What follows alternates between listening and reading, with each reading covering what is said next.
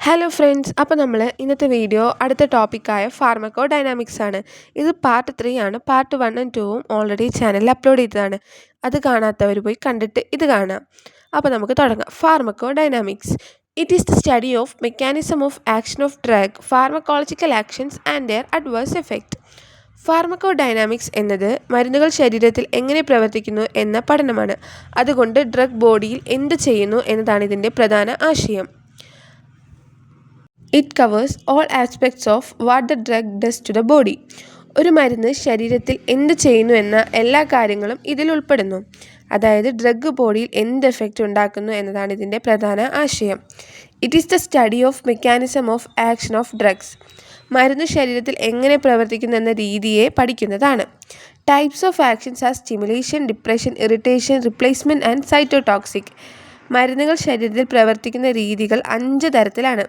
അതായത് stimulation, depression, irritation, replacement, cytotoxic. അതിലാദ്യത്തെയാണ് stimulation.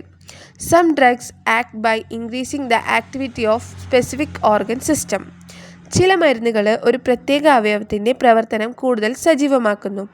Example adrenaline, ഹൃദയത്തെ ഉത്തേജിപ്പിച്ച്. ഹേർട്ട് റേറ്റ്, ഹൃദയമിടിപ്പ് വർദ്ധിപ്പിക്കുന്നു. കോൺട്രാക്ഷൻ, ശക്തി കൂടുന്നു. രണ്ടാമത്തെയാണ് depression. Some drugs decreases the activity of some organs or systems. ചില മരുന്നുകൾ ശരീരത്തിലെ ചില അവയവങ്ങളുടെ പ്രവർത്തനം കുറയ്ക്കുന്നു. എക്സാമ്പിൾസ് ജനറൽ അനസ്തേറ്റിക്സ്, ഉറക്കമുണ്ടാക്കുന്നു. ആൽക്കഹോൾ, ബ്രെയിൻ ആക്ടിവിറ്റി കുറയ്ക്കുന്നു. ഇവ സെൻട്രൽ നെർവസ് സിസ്റ്റംസിനെ ഡിപ്രസ് ചെയ്യുന്നു. മൂന്നാമത്തെയാണ് irritation. Some drugs on topical application cause irritation of the skin and adjacent tissues. ചില മരുന്നുകൾ തൊലിയിൽ പുരട്ടുമ്പോൾ എരിച്ചിലുണ്ടാകുന്നത്. എക്സാമ്പിൾസ് യൂക്കാലിപ്റ്റസ് ഓയിലും മീഥൈൽ സാലിസൈലേറ്റും. ഇവ സ്കിന്നിൽ ഇറിറ്റേഷൻ ഉണ്ടാക്കുന്നവയാണ്. നാലാമത്തത് replacement. Whenever there is a deficiency of endogenous substances it can be replaced by drug. ശരീരത്തിൽ സ്വാഭാവികമായി ഉണ്ടാകേണ്ട ഒരു സബ്സ്റ്റൻസ് കുറവാണെങ്കിൽ അത് മരുന്നുപയോഗിച്ച് പകരം വയ്ക്കാം. അതിൻ്റെ എക്സാമ്പിളാണ് ഇൻസുലിൻ, ഡയബറ്റിക് മെലിറ്റസിൽ ഉപയോഗിക്കുന്നു. തൈറോക്സിൻ, ക്രെറ്റിനിസം, മിക്സിഡെമയിൽ ഉപയോഗിക്കുന്നു. അടുത്ത ടോപ്പിക്ക് ഫാർമക്കോ കൈനറ്റിക്സ് ആണ്. Pharmaco kinetics means the movement of a drug through the body. Pharmaco kinetics എന്ന് പറഞ്ഞാൽ ഒരു മരുന്ന് നമ്മുടെ ശരീരത്തിനുള്ളിൽ എങ്ങനെ സഞ്ചരിക്കുന്നു എന്നതിനെയാണ് ഫാർമക്കോ കൈനറ്റിക്സ് എന്ന് പറയുന്നത്. It describes drugs absorption, distribution, metabolism and excretion ADME. ഇത് മരുന്നിൻ്റെ 4 പ്രധാന ഘടകങ്ങളെ വിശദീകരിക്കുന്നു. ഒന്നാമത്തെ അബ്സോർപ്ഷൻ, ശരീരത്തിൽ കടക്കൽ. രണ്ടാമത്തെ ഡിസ്ട്രിബ്യൂഷൻ, ശരീരത്തിലാകെ വിതരണം ചെയ്യുക. മൂന്നാമത്തെ മെറ്റബോളിസം, രാസപരമായ മാറ്റം. എക്സ്ക്രീഷൻ, ശരീരത്തിൽ നിന്ന് പുറത്താക്കുക. ഇവയെ 4 കൂടി ചേർത്ത് വിളിക്കുന്ന പേരാണ് ADME. Pharmacokinetics explain what the body does to the drug. ഇത് ശരീരം മരുന്നിനോട് എന്ത് ചെയ്യുന്നു എന്ന് വ്യക്തമാക്കുന്നു. അതിലാദ്യത്തേതാണ് absorption. Describes how the drug moves from the site of administration into the bloodstream. Absorption എന്ന് പറഞ്ഞാൽ മരുന്ന് നൽകിയ സ്ഥലത്ത് നിന്ന്, ഉദാഹരണം വായ്, രക്തത്തിലേക്ക് എത്തുന്ന പ്രക്രിയയാണ്. The rate and extent of drug absorption depend on multiple factors. മരുന്ന് എത്ര വേഗത്തിലും എത്ര അളവിലും ശരീരത്തിൽ കിടക്കുന്നു എന്ന പല കാര്യങ്ങളും ബാധിക്കുന്നതാണ്. പിന്നെ അതിൻ്റെ ഫാക്ടേഴ്സ്. ഒന്നാമത്തെ route of administration. Example oral, intravenous, inhalation. മരുന്ന് നൽകുന്ന വഴി, വായ വഴി, ഇഞ്ചക്ഷൻ, ശ്വാസം വഴി അബ്സോർപ്ഷനെ ബാധിക്കുന്നു. രണ്ടാമത് the formulation and chemical properties of a drug. മരുന്നിൻ്റെ രൂപം, ടാബ്ലറ്റ്, ക്യാപ്സ്യൂൾ, ലിക്വിഡായും രാസഗുണങ്ങളും അബ്സോർപ്ഷനെ സ്വാധീനിക്കും.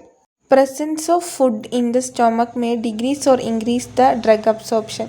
വയറ്റിൽ ഭക്ഷണമുണ്ടെങ്കിൽ ചില മരുന്നുകളുടെ അബ്സോർപ്ഷൻ കുറയാനും കൂടാനും സാധ്യതയുണ്ട്. Hence such drugs are to be taken in accordingly. അതുകൊണ്ട് ചില മരുന്നുകൾ ഭക്ഷണത്തിന് മുൻപ് അല്ലെങ്കിൽ ശേഷം എടുക്കണം. Example levodopa.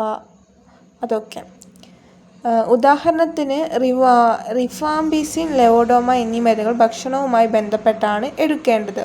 നാലാമത്തത് physical state of the drug. Liquid drugs are absorbed better than solid formulations. ദ്രാവക ലിക്വിഡ് രൂപത്തിലുള്ള മരുന്നുകൾ സോളിഡ് മരുന്നുകളേക്കാൾ വേഗത്തിൽ അബ്സോർബ് ചെയ്യും. Particle size. Drugs with smaller size are absorbed better than the larger ones. ചെറിയ കണങ്ങളുള്ള മരുന്നുകൾ വലുതിനേക്കാൾ വലുപ്പത്തിൽ അബ്സോർബ് ചെയ്യും. pH strongly. ആറാമത്തെ pH strongly acidic and strongly basic drugs are absorbed poorly. വളരെ അസിഡിക് അല്ലെങ്കിൽ ബേസിക്കായ മരുന്നുകൾ ശരീരത്തിൽ ശരിയായി അബ്സോർബ് ആവില്ല. ഏഴാമത്തെ പ്രസൻസ് ഓഫ് അതർ ഡ്രഗ്സ്. മറ്റ് മരുന്നുകളുണ്ടെങ്കിൽ അബ്സോർപ്ഷനെ ബാധിക്കാം. Drug interaction. Area of absorbing surface, gastro industry and other diseases are other factors which the absorption of drug. Absorption നടക്കുന്ന ഭാഗത്തിൻ്റെ വലിപ്പം അതൊക്കെ ഇതാക്കിയിട്ടുണ്ടാവും. ഇങ്ങനെ ഫാർമക്കോകൈനറ്റിക്സിൽ അബ്സോർപ്ഷൻ എന്നത് മരുന്ന് ശരീരത്തിൽ കടക്കുന്നതിൻ്റെ പ്രധാന ഘട്ടമാണ്. അത് പല ഘടകങ്ങളെ സ്വാധീനിക്കുന്നു. ADMEയിലെ രണ്ടാമത്തതാണ് distribution. Describes the reversible transfer of drug between body fluids. Distribution എന്നത് ഒരു മരുന്ന് ശരീരത്തിലെ വിവിധ ദ്രവങ്ങളിലേക്ക് ബോഡി ഫ്ലൂയിഡ്സിൽ പോകുകയും വീണ്ടും തിരികെ വരികയും ചെയ്യുന്ന പ്രക്രിയയാണ്. After absorption the drugs enter the blood stream and is distributed in the body fluids. Absorption കഴിഞ്ഞ മരുന്ന് രക്തത്തിൽ പ്രവേശിക്കുകയും പിന്നീട് ശരീരത്തിലെ വിവിധ ഭാഗങ്ങളിലേക്ക് വിതരണം ചെയ്യപ്പെടുകയും ചെയ്യും. The body fluids are either intracellular and extracellular, plasma, interstitial fluids and transcellular fluids. ശരീരത്തിലെ ദ്രാവകങ്ങൾ രണ്ട് വിഭാഗമാണ്. ഇൻട്രാസെല്ലുലാർ ഫ്ലൂയിഡ് കോശത്തിനുള്ളിലുള്ള ദ്രാവകവും എക്സ്ട്രാസെല്ലുലാർ ഫ്ലൂയിഡും കോശത്തിന് പുറത്തുള്ള ദ്രാവകം. പ്ലാസ്മ രക്തദ്രവം, ഇൻറ്റർസ്റ്റീഷ്യൽ ഫ്ലൂയിഡ് കോശങ്ങൾക്കിടയിലെ ദ്രവം, ട്രാൻസെല്ലുലാർ ഫ്ലൂയിഡ് പ്രത്യേക ദ്രവ്യങ്ങൾ, ഉദാഹരണം CSF. മൂന്നാമത്തതാണ് metabolism. Describes the process that breaks down the drug.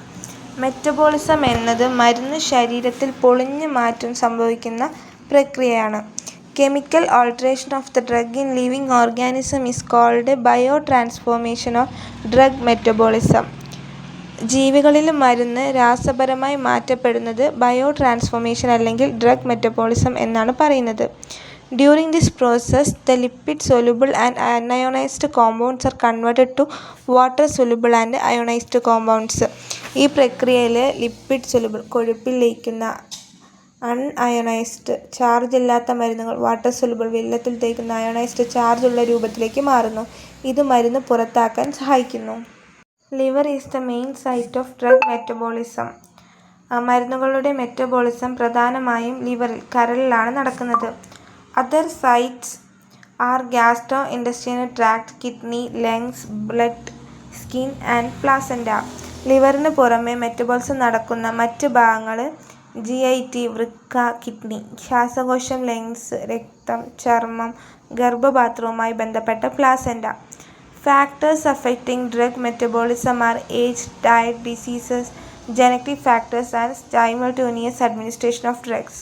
മരുന്നുകളുടെ മെറ്റബോളിസത്തിനെ ബാധിക്കുന്ന ഘടകങ്ങൾ പ്രായം, ഭക്ഷണം, രോഗങ്ങൾ, ജീനുകൾ, ഒരേ സമയം മറ്റു മരുന്നുകൾ ഉപയോഗിക്കുന്നത്. ഇങ്ങനെ ഡിസ്ട്രിബ്യൂഷൻ മരുന്ന് ശരീരത്തിലാകെ വിതരണം ചെയ്യപ്പെടുന്നതും മെറ്റബോളിസം മരുന്ന് രാസപരമായി മാറുന്നതുമാണ്. നാലാമത്തെയാണ് excretion. Describes the removal of the drug and its metabolites from the body. Excretion എന്നത് മരുന്നും അതിൻ്റെ മെറ്റബോളൈറ്റ്സ് മാറ്റപ്പെട്ട രൂപങ്ങളും ശരീരത്തിൽ നിന്ന് പുറത്താക്കുന്ന പ്രക്രിയയാണ്. The main organ of excretion of drug is kidney. മരുന്നുകൾ പുറത്താക്കാൻ പ്രധാനമായും പ്രവർത്തിക്കുന്നത് വൃക്ക, കിഡ്നിയാണ്. Others are lungs, bile, faeces, sweats, saliva, tears, milk etcetera. വൃക്കയ്ക്ക് പുറമെ മറ്റു മാർഗങ്ങളുണ്ട്. ശ്വാസകോശം, പിത്തം, മലം, വിയർപ്പ്, തുപ്പൽ, കണ്ണുനീർ, പാൽ. Alcohol and other volatile drugs are excreted through lungs. Alcohol പോലുള്ള വാതക സ്വഭാവമുള്ള വോളറ്റൈൽ മരുന്നുകൾ ശ്വാസകോശം വഴി പുറത്താക്കപ്പെടുന്നു. Metals like arsenic and mercury are excreted through skin. Arsenic, mercury പോലുള്ള ലോഹങ്ങൾ ചിലപ്പോൾ ചർമ്മം വഴി പുറത്തേക്ക് പോകും. Drugs taken by lactating woman may appear in milk. പാൽ കൊടുക്കുന്ന അമ്മ മരുന്ന് കഴിച്ചാൽ ആ മരുന്ന് പാലിലെത്താൻ സാധ്യതയുണ്ട്. Drugs like tetracycline, chloramphenicol, morphine, etc. remains in ionized form and are excreted through milk. Tetracycline, chloramphenicol, morphine പോലുള്ള മരുന്നുകൾ അയണൈസ്ഡ് രൂപത്തിൽ തുടരുകയും പാൽ വഴി പുറത്താക്കപ്പെടുകയും ചെയ്യുന്നു. This may affect suckling infants. ഇത് പാൽ കുടിക്കുന്ന കുഞ്ഞുങ്ങൾക്ക് ദോഷകരമായി ബാധിക്കാം. ഇങ്ങനെ എക്സ്ക്രീഷൻ മരുന്ന് ശരീരത്തിൽ നിന്ന് പുറത്താക്കുന്ന അവസാന ഘട്ടമാണ്. ഇത് പ്രധാനമായും വൃക്കയിലൂടെ നടക്കുന്നു. അപ്പം ഇപ്പം നമ്മൾ 4 നോക്കി. അപ്പം ഇന്നത്തെ ക്ലാസ് ഇത്രയേ ഉള്ളൂ. അടുത്ത പാർട്ട് ഉടനെ തന്നെ ഇടാം.